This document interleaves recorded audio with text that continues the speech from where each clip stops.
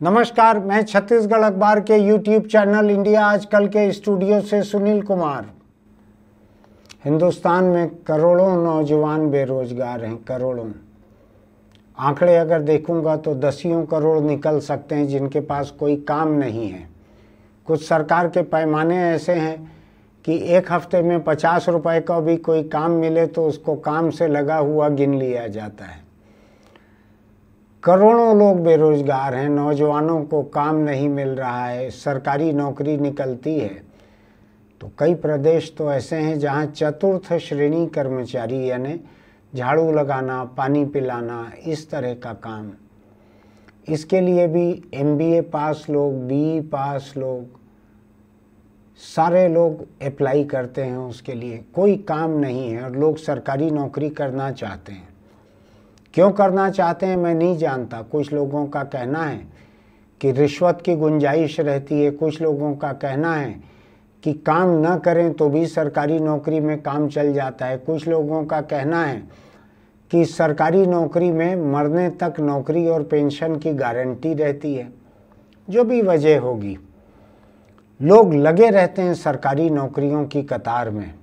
अभी एक ताज़ा मामला मेरे सामने आया है जिसकी वजह से मैं इस मुद्दे पर बोल रहा हूँ। छत्तीसगढ़ का बस्तर आदिवासी इलाका है पूरा, वहाँ पर दंतेवाड़ा कोर्ट का मामला है। ये दंतेवाड़ा और भीतर का इलाका है, हाईवे पर नहीं है, भीतर का जिला है दंतेवाड़ा। उस जिले में कोर्ट में 5 बाबू लोगों की पोस्टिंग होनी थी, 5 बाबू लोगों की पोस्टिंग होनी थी। उसके लिए लिखित परीक्षा हुई। लिखित परीक्षा हुई, उन उत्तर पुस्तिकाओं को बंद करके, सील करके स्ट्रांग रूम में रख दिया गया। शायद अदालत के या जिला प्रशासन के स्ट्रांग रूम में उन उत्तर पुस्तिकाओं को रख दिया गया। यहाँ से शुरू होता है जुर्म का सिलसिला। कुछ लोगों ने 5-5 लाख रुपए में इन 5 कुर्सियों के लिए लोगों को नौकरी दिलवाने का ठेका लिया, सुपारी उठाई। उन्होंने क्या किया, कोर्ट के एक बाबू को और एक चपरासी को मिलाया, स्ट्रांग रूम से वो पैकेट निकलवाया उत्तर पुस्तिकाओं का। सील बंद था लेकिन उसको खोला। उसको खोलकर उत्तर पुस्तिकाएं जो हैं, जो चुनिंदा जिनसे पैसा मिला था, उनसे दूसरी उत्तर पुस्तिकाएं भरवाई गई और उनको रख दिया गया असली की जगह। उनकी फेल होने लायक जो उत्तर पुस्तिकाएं रही होंगी, उनकी जगह मेरिट में आने लायक उत्तर पुस्तिकाएं तैयार करवा के उनको गट्ठे में रख दिया गया और फिर सील बंद कर दिया गया उसको।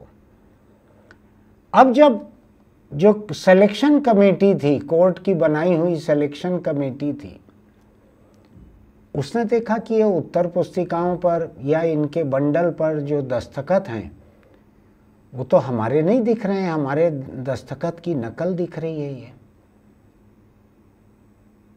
तो चयन समिति ने बारीकी से उत्तर पुस्तिकाओं को देखा तो उत्तर पुस्तिकाओं पे भी दस्तखत होते हैं जो इन्विजिलेटर कहलाते हैं, जो कमरे के भीतर निगरानी रखते हैं, उनके दस्तखत होते हैं। नकली दस्तखत वाली उत्तर पुस्तिकाओं को पकड़ लिया गया और ये 2 बाबू, इनके साथ में कोई एक और जिसने ये किया था, इनको जेल भेज दिया गया। गिरफ्तार हो गए, जुर्म दर्ज हो गया, जेल भेज दिया गया इनको।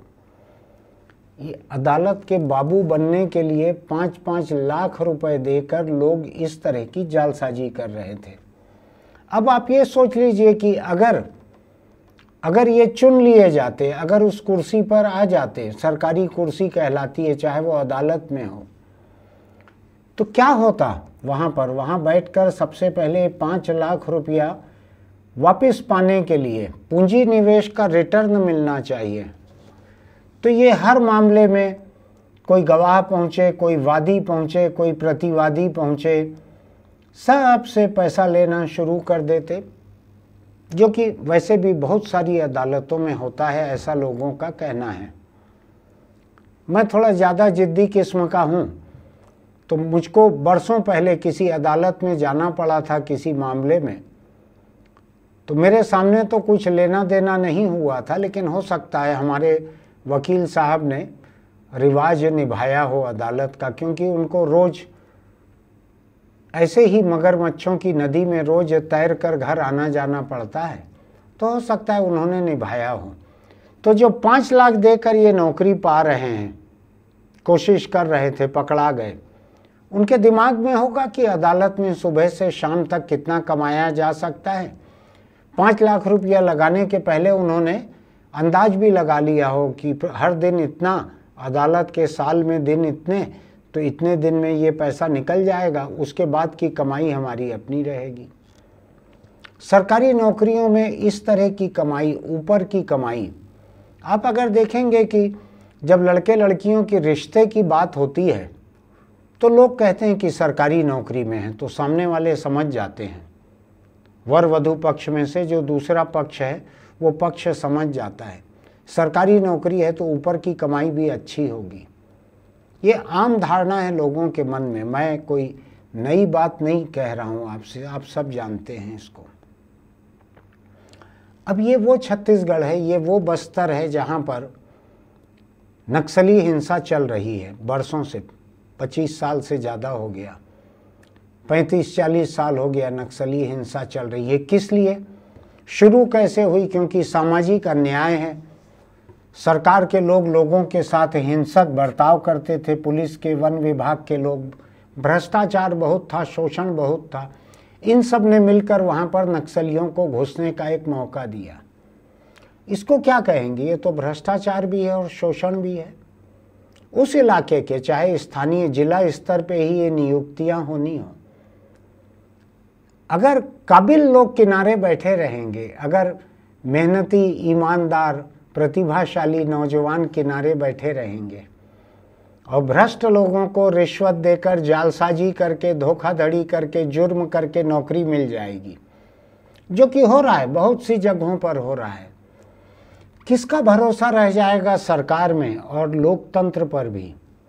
मैं इसको सरकार से ज़्यादा बड़ा मानता हूँ। सरकार पे भरोसा ना हो तो भी एक बार काम चल जाएगा, लेकिन लोगों का लोकतंत्र पर से भी भरोसा उड़ जाएगा कि इस लोकतंत्र में सरकार ऐसी है कि काबिल की कदर नहीं है, बेरोजगार को मौका नहीं मिलता, जिसके पास रिश्वत देने को पैसा है उसी का सिलेक्शन होता है। 5 लाख रुपया छोटा नहीं होता है, बहुत होता है 5 लाख रुपया। मेरा ऐसा ख्याल है कि 75% बेरोजगार ऐसे रहते होंगे जिनके घर वाले 5 लाख रुपए का इंतजाम नहीं कर सकते। शायद 5-10% ऊपर के लोग होंगे जो 5 लाख रुपया कर्ज लेकर या गहना बेचकर कहीं से जुटा के दे सकते हैं। खराब नौबत है ये, खराब नौबत है जब सरकार का हिस्सा बने हुए लोग, वही बाबू, वही चपरासी जो अदालत में नौकरी कर रहे हैं, जिनको ऊपर की कमाई भी हो रही होगी, वो लोग जब ऐसी साजिश, ऐसा जुर्म करने को तैयार हो गए हैं। 25 लाख रुपए कमाने का एक तरीका उन्होंने ढूंढ निकाला था, नकली दस्तखत कर दिए चयन समिति के मेंबर्स के। कहाँ से किसी काबिल और प्रतिभाशाली और ईमानदार की गुंजाइश बच जाती है? मैं छत्तीसगढ़ और दूसरे प्रदेशों की बात भी गिनाना चाहता हूँ। ये छत्तीसगढ़ वही है जिसमें यहाँ का पीएससी, जो राज्य की तमाम नौकरियों के लिए जो लोगों को चुनता है, पब्लिक सर्विस कमीशन संवैधानिक संस्था है, वहाँ के किसी को हटाना भी आसान नहीं रहता। मेरे एक दोस्त थे, एक समय पीएससी के चेयरमैन थे, उनको छत्तीसगढ़ की रमन सिंह सरकार ने गलत तरीके से हटाया था, क्योंकि उस वक्त के राज्यपाल और उस वक्त के चीफ सेक्रेटरी दोनों रिटायर्ड फौजी थे और दोनों उनके खिलाफ हो गए थे पीएससी चेयरमैन के, तो उनको साजिश करके हटाया था। मैंने उस वक्त कहा था सरकार में जो मेरे परिचित लोग थे कि आप ये गलत काम कर रहे हैं, हटाकर, इनका कोई कसूर नहीं है फर्जीवाड़े में, इनके नीचे के लोगों का कसूर है। लेकिन राजभवन खफा था, रमन सिंह नए मुख्यमंत्री थे और पीएससी के चेयरमैन को हटाया गया। बाद में वो सुप्रीम कोर्ट तक गए, अशोक दरबारी, वहाँ से जीत के आए वो डंके की चोट पर। मैंने बार बार सरकार के लोगों को कहा था कि आपको शर्मिंदगी होगी, ये सुप्रीम कोर्ट से जीत के आएंगे। मैंने अखबार के पहले पन्ने पर अपने नाम से लिखा भी था कि सरकार ने एक गलत काम किया है पीएससी चेयरमैन को हटाकर। वो दरबारी के बहुत नीचे के लोगों ने ये काम किया था, भ्रष्टाचार वहाँ का। वो मामला हाईकोर्ट से तय होने के बाद भी अभी बरसों से सुप्रीम कोर्ट में पड़ा हुआ है। यानी भ्रष्टाचार की उम्र बड़ी लंबी रहती है और ईमानदार की गुंजाइश बड़ी कम रहती है। छत्तीसगढ़ पीएससी का घोटाला जो है वो करीब 20 बरस से नीचे की अदालत से होते हुए सुप्रीम कोर्ट पहुंचा है, कोई निपटारा नहीं हुआ है। जिन लोगों को हटना चाहिए था वो नौकरी पाने के बाद आईएएस बन चुके हैं। जिनको असल में नौकरियां मिलनी थी वो बेरोजगार होते होते अब खत्म हो जा रहे हैं, जिंदगी खत्म हो रही है उनकी। ऐसा कई प्रदेशों में हो रहा है। मुझको ध्यान पड़ता है मध्य प्रदेश का व्यापम घोटाला। वहाँ राज्य की नौकरियों के लिए, वहाँ राज्य के मेडिकल कॉलेजों में दाखिले के लिए व्यापम नाम की एक संस्था थी।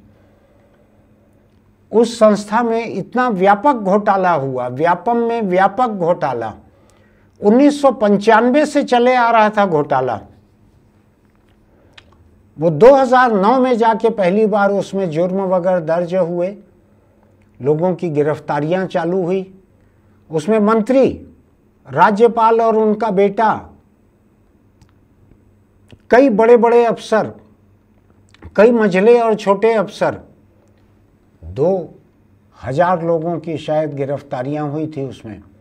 गवर्नर बच गए थे उस वक्त, मध्य प्रदेश के जो गवर्नर थे वो बच गए थे, क्योंकि भारत के संविधान के मुताबिक गवर्नर के खिलाफ कोई एफआईआर नहीं हो सकती, ये रियायत मिली हुई है।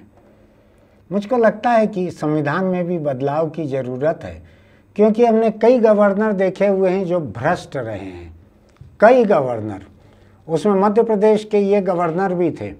इनके बेटे के खिलाफ शायद एफआईआर हो भी गई थी, और ये गवर्नर कार्यकाल पूरा करने के बाद इस मामले में गिरफ्तार होते, उसके पहले ये गुजर गए।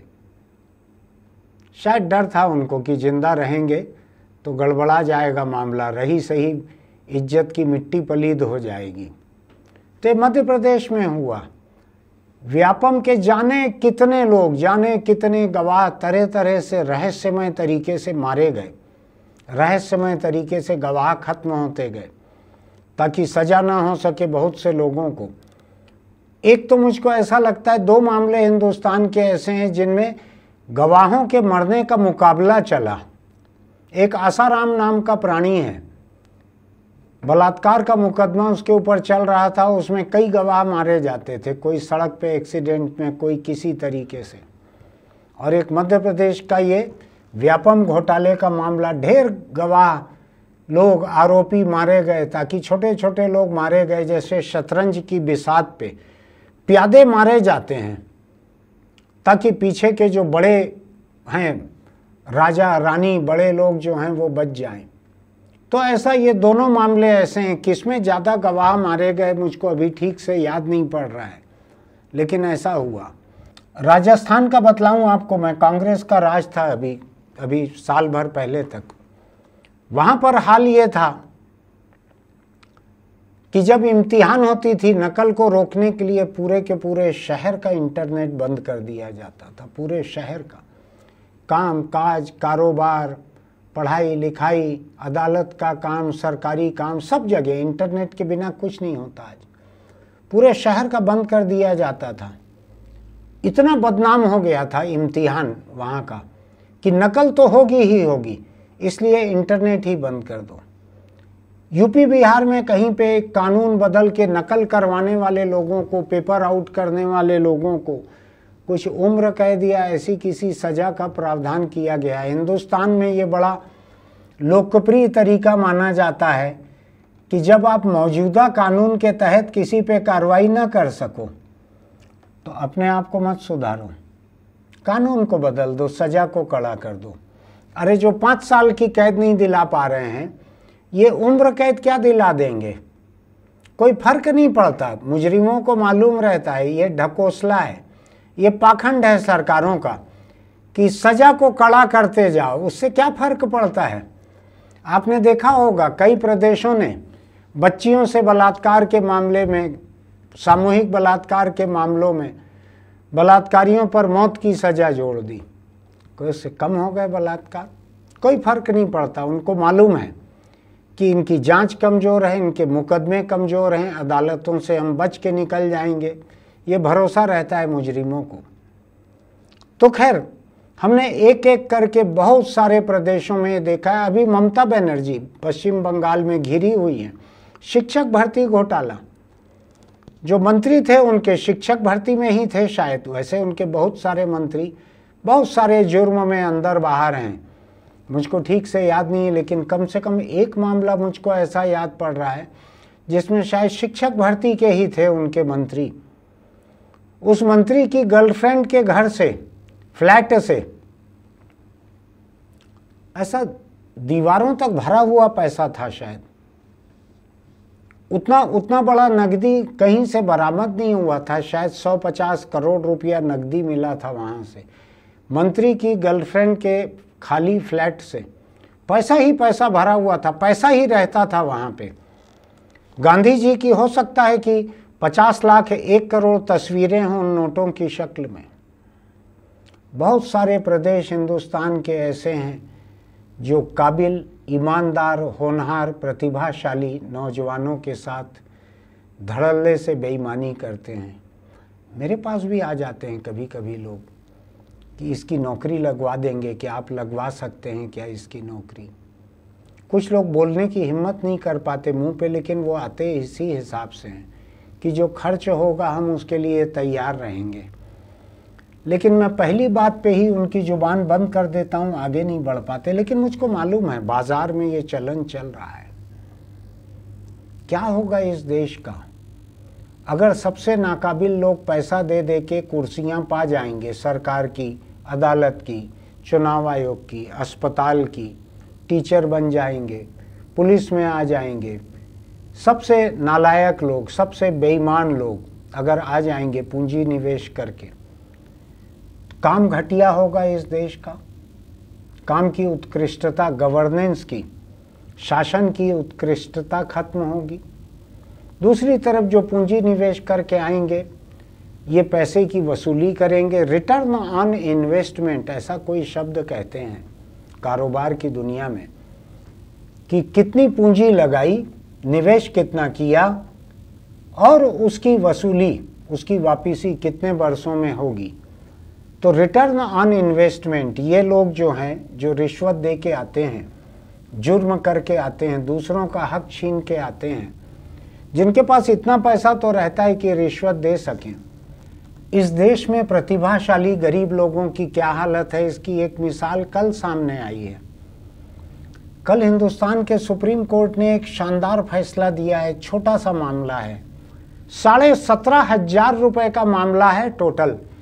आपको बतलाऊं, सुप्रीम कोर्ट का 1 मिनट जो है उसका खर्च 17,500 से ज़्यादा होता है। उसके जज बैठते हैं इतने सारे, सामने लाखों रुपए फीस वाले वकील बहस करते हैं, अदालत का खर्च होता है। एक एक मिनट 17,500 से ज़्यादा का होता है। और सुप्रीम कोर्ट ने इस मामले पर वक्त लगाया। क्या मामला था? उत्तर प्रदेश का मुजफ्फरनगर का एक मामला है। एक दलित परिवार, उसके बेटे का आईआईटी में एडमिशन हुआ यानी उसका सिलेक्शन हुआ, और जिस दिन ऑनलाइन फीस जमा करनी थी, कितनी, 17,500 रुपये। पैसे का इंतजाम नहीं हो पा रहा था। जिसने कहा था कि मैं पैसा दूंगा उधार, उसने नहीं दिया।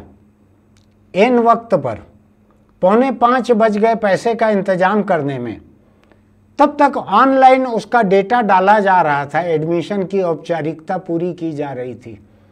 लेकिन 17,500 रुपये जमा करने में 5 बजे का वक्त निकल गया, नहीं हो पाया एडमिशन। आखिरी समय 5 बजे था। सुप्रीम कोर्ट ने तय किया कि एक ऐसा दलित बाप जो अपने बच्चे के लिए 17,500 रुपये का इंतजाम नहीं कर पाया, उसकी पढ़ाई सिर्फ इसलिए रुक जाए कि वो वक्त पे 17,500 रुपये नहीं दे पाया, ये ठीक नहीं है। तो सुप्रीम कोर्ट ने एक अपवाद करते हुए इस लड़के का एडमिशन आईआईटी में करने के लिए कहा, एक सीट बढ़ा के करो लेकिन इसका एडमिशन करो। सुप्रीम कोर्ट का आदेश है। और मैं आपको एक दूसरी बात बतलाना चाहता हूँ, ये दलित परिवार, दर्जी है पिता, ये यूपी का है गांव शायद टिटौड़ा। यहाँ हालत क्या है इस दलित परिवार की, ये भी सुन लीजिए। राजेंद्र के 2 बेटे पहले ही आईआईटी की पढ़ाई कर रहे हैं। एक बेटा मोहित कुमार हमीरपुर में है आईआईटी में, और दूसरा बेटा रोहित खड़गपुर का आईआईटी में है। अब तीसरे बेटे अतुल ने कानपुर में टेस्ट दिया था, रैंक के हिसाब से उसको आईआईटी धनबाद मिला है, लेकिन फीस समय पे जमा नहीं हो पाई थी। आपको बताऊं मैं, मेरी जानकारी में हिंदुस्तान का ये एक दुर्लभ परिवार होगा। मेरे जानकारी में ऐसा और कोई परिवार नहीं है जिसके 3 बेटे आईआईटी में चले जाएं और चौथा अभी पढ़ाई कर रहा है। 3 बेटे आईआईटी में, कैसा होनहार परिवार है, दलित परिवार है, बाप दर्जी है। आईआईटी में अपने बच्चे को डालने के लिए हिंदुस्तान में माँ बाप करोड़ों रुपए खर्च करने के लिए तैयार रहते हैं। कोचिंग में, इम्तिहान में, तैयारी में, बस चलेगा तो पैसा भी देने में करोड़ों रुपए खर्च करने को तैयार रहते हैं। एक दर्जी बाप है जिसके 2 बच्चे जो हैं, 2 बेटे पहले से आईआईटी में हैं, तीसरे का एडमिशन हुआ। अब आप ये सोचिए कि अगर यही दाखिला इम्तिहान अगर भ्रष्ट हो जाता, आईआईटी दाखिला इम्तिहान भ्रष्ट हो जाता, कहाँ से इस गरीब बाप के, इस गरीब बेटे की बारी आती है? पैसे वाले 1 करोड़ देने वाले, मुझको आप ठेका दे दीजिए, आईआईटी के लिए बुकिंग कर लीजिए, 1-1 करोड़ रुपए देने वाले लोग हिंदुस्तान में मिल जाएंगे। किसी प्रतिभाशाली की गुंजाइश ही नहीं बचेगी। तो मुझको लग रहा है ये देश ऐसा है जिसमें अगर ईमानदारी से काम हो, अगर ईमानदारी से इम्तिहान हो, दाखिला इम्तिहान का मुकाबला ईमानदार हो। एक दर्जी बाप दलित है, उसके 2 बेटे आईआईटी में पढ़ रहे हैं, ये तीसरे का एडमिशन और हो गया है। वो तो वैसे ही करोड़पति हो गया समझ लीजिए अपने होनहार बच्चों के लिए। लेकिन अगर ये इम्तिहान भ्रष्ट रहता, ये दंतेवाड़ा कोर्ट की इम्तिहान जैसा रहता जिसकी आंसर कॉपी कहीं निकाल के चोरी करके सील तोड़कर बदली गई, मध्य प्रदेश के व्यापम जैसा रहता, छत्तीसगढ़ की पीएससी जैसा रहता, राजस्थान के दाखिला इम्तिहान जैसा रहता, या यूपी बिहार, बहुत सारे अनगिनत प्रदेश बदनाम हैं नौकरी के और दाखिले के इम्तिहान में घोटाले में, या जो अभी सामने है पश्चिम बंगाल का शिक्षक भर्ती घोटाला, कई गिरफ्तारियां, मंत्री भी गिरफ्तार हैं उसमें शायद। सोचिए देश में प्रतिभा जो है वो पैसे लेके कहाँ से आएगी? एक दर्जी बाप कितना पैसा दे देगा अपने बच्चे का दाखिला करवाने के लिए? उसने तो थोड़ी बहुत जो पढ़ाई करवाई होगी वो भी बहुत बड़ा जुल्म उसके ऊपर रहा होगा समाज का। ऐसे प्रदेश में अगर बेईमानी करके कहीं दाखिला होता है, बेईमानी करके अगर नौकरी दिलवाई जाती है, तो ये पूरे देश के लिए बेईमानी है, पूरे देश के लिए शर्मिंदगी है, पूरे देश की संभावनाएं जो हो सकती हैं उनको गड्ढे में डालना है। तो मुझको लगता है कि ये महज कड़ी कड़ी सजा का प्रावधान करना, पेपर आउट करेंगे तो उम्र कैद, क्या फर्क पड़ रहा है? जिन लोगों ने छत्तीसगढ़ में 2003-2005 में पीएससी का घोटाला किया, शेर जैसा घूम रहे हैं चारों तरफ, जिनकी भर्ती नहीं होनी थी उनकी भर्ती हो गई है, वो प्रमोशन पाके आईएएस बन गए हैं। सुप्रीम कोर्ट अभी तक तय नहीं कर पा रहा है, कई साल से सुप्रीम कोर्ट में है छत्तीसगढ़ पीएससी का मामला। कहाँ से किसी प्रतिभा के मन में लोकतंत्र के लिए और सरकार के लिए और अदालत के लिए सम्मान होगा? खराब नौबत है इस देश की। इस लोकतंत्र में पैसे का बोलबाला है, इस लोकतंत्र में राजनीतिक ताकत की गुंडागर्दी है, इस लोकतंत्र में प्रतिभाशाली होनहार जो मेरिटोरियस बच्चे हैं उनकी दुर्गति है, उनकी संभावनाओं को जो उनके लिए है, उसको दूसरे पैसे वाले या ताकतवर लोग खरीद लेते हैं। ये छत्तीसगढ़ पीएससी, इसमें जो चेयरमैन या दूसरे बड़े बड़े लोग जो बैठे हुए थे वहाँ पे, या सरकार हाँकने वाले जो लोग बड़े बड़े लोग थे पिछली सरकार के समय, उनके लोगों का सिलेक्शन हो गया पीएससी में। गरीब लोग चेहरा देखते रह गए। तो मुझको लगता है कि ये देश जो है, जिस तरह से एनआईए कोर्ट है, इसमें ईडी कोर्ट है, इसमें एमएलए एमपी कोर्ट है इस देश में जगह जगह, इसमें पॉक्सो का कोर्ट है महिलाओं और बच्चों के, नाबालिग बच्चों के साथ होने वाले यौन आरोपों की सुनवाई के लिए। ऐसा मुझको लगता है कि भर्ती और नौकरी, दाखिला और भर्ती के घपलों के लिए भी एक कोर्ट होना चाहिए जिसमें सुनवाई तय होना चाहिए, इतने समय में हो जाए। आप मुझको बतलाइए ना, भर्ती हो गई, वो लोग बढ़ बढ़ के आईएएस बन गए हैं अब प्रमोशन पा के, और जिनका हक था वो बैठे हुए हैं अभी तक सुप्रीम कोर्ट के बाहर खड़े हुए हैं फुटपाथ के ऊपर। मर भी जाएंगे शायद, उनकी कोई सुनवाई तब तक नहीं होगी। सोच के देखिएगा इस लोकतंत्र की हालत के बारे में।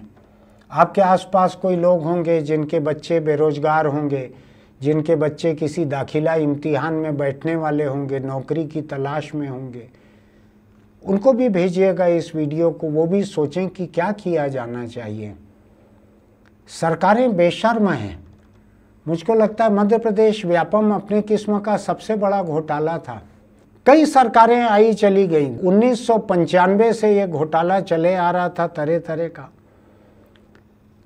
लोगों की गिरफ्तारी चल रही है, लाखों रुपया एक एक के नाम पे लिया जा रहा है। 10 लाख से लेकर 40 लाख रुपए एक एक से मेडिकल दाखिले के लिए लिया गया। ये भी 2009 का बतला रहा हूँ मैं आपको। अब तो रुपए का दाम चवन्नी रह गया है 2009 के मुकाबले। क्या नहीं हुआ है, मैं पढ़ूंगा तो यही पढ़ते रह जाऊंगा पूरा मध्य प्रदेश व्यापम घोटाला। आप केवल इंटरनेट पे जाकर मध्य प्रदेश व्यापम घोटाला इतना सर्च कीजिएगा, मेरे हिस्से की पढ़ाई आप कर लीजिएगा। मेरा यह कहना है कि इस पे सरकार से मांग करनी चाहिए कि आप इसकी अलग से एक अदालत बनाओ, तेजी से सुनवाई करो, यानी फास्ट ट्रैक कोर्ट होना चाहिए।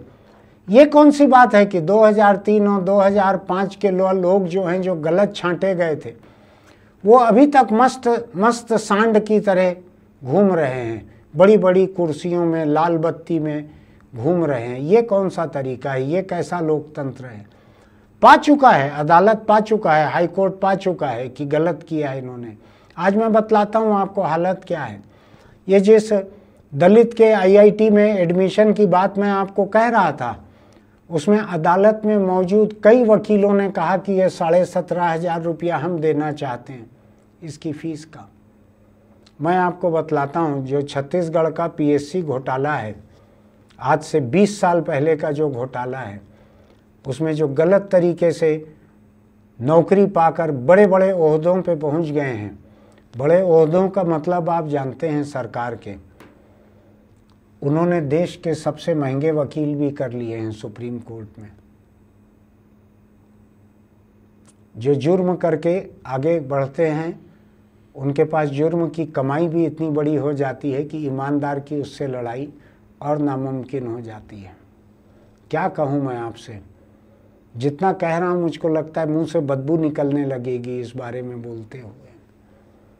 सोचिएगा आपको क्या करना चाहिए, कहाँ पे सवाल उठाने चाहिए। सोशल मीडिया आपके हाथ में है, आप लिखिए, सोशल मीडिया पे लिखिए। ज़रूरी नहीं है कि इस वीडियो के कमेंट बॉक्स में ही आप लिखिए। आप बेरोजगारों को भेजिए, जो दाखिला इम्तिहान दे रहे हैं उनको भेजिए। उनको सोचना ज़रूरी है कि वो किस खतरे के बीच आगे बढ़ने की कोशिश कर रहे हैं। आपको मेरा ये एडिटोरियल अच्छा लगा होगा तो इसको लाइक कीजिएगा, सब्सक्राइब कीजिएगा हमारे YouTube चैनल इंडिया आजकल को। अगर आपको लगता है कि हम ज़िंदगी के असल मुद्दे उठाते हैं, बिना इस बात की परवाह किए कि इसको कितने लोग देखेंगे। हमको इस बात की अधिक परवाह नहीं है। ज़्यादा लोग देखें अच्छा है, लेकिन मैं ज़्यादा लोग देखें इसलिए मैं सतही फूहड़ राजनीतिक मुद्दों पर मुर्गा लड़ाई करवाना नहीं चाहता। मैं ज़िंदगी के असल मुद्दों पर बोलना चाहता हूँ। उसको कम लोग भी देखें तो मुझको तसल्ली रहती है कि मैंने अपनी तरफ से आज एक ईमानदार कोशिश की है। आपको ठीक लगे तो इसके लिंक आप लोगों को भेजिएगा, क्योंकि लोकतंत्र जो बर्बाद हो रहा है ये हमारा आपका सबका लोकतंत्र है। इसकी बर्बादी हमारे आपकी सबकी आने वाली कई पीढ़ियों को बर्बाद करेगी। चलते चलते एक छोटी सी सलाह, अगर आप बीड़ी सिगरेट गुटखा तम्बाकू का शौक़ रखते हैं तो इसको छोड़ दीजिए।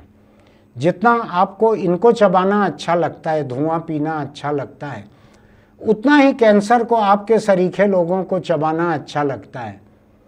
वो आपका गाल चबा लेगा, जबड़ा चबा लेगा, कैंसर फेफड़ा तो चबाएगा ही, गले की नली को चबा लेगा, कई हिस्से आपका चबाएगा और आपको मरने के लिए छोड़ देगा। बहुत बुरी रहती है कैंसर से मौत। अपने परिवार पर अपनी ऐसी लाश मत लादिए। अपने आप को बचा कर रखिए, अपने परिवार के साथ दोस्तों के साथ अच्छे से रहिए, अच्छी चीज़ें खाइए। तम्बाकू को खाना पीना दोनों अपनी अगली पीढ़ी को भी इसी आदत में डालना है। फिर मिलेंगे।